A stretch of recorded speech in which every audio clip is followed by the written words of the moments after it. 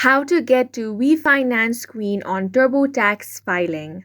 Hi guys, welcome to our channel. Let's begin. If you're looking to report a refinance on TurboTax while filing your taxes, you'll likely be entering details about mortgage interest, points paid, or other expenses associated with your refinance.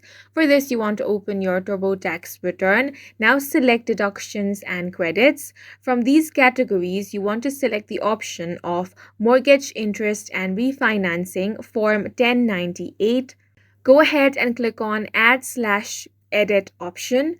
TurboTax will ask you if you have a Form 1098. This form is provided by your mortgage lender and includes details about the interest you paid.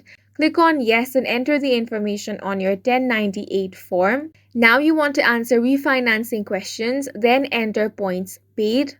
If you took out additional cash as part of the refinance and used it for non-deductible purposes, TurboTax will guide you to exclude that portion of the interest.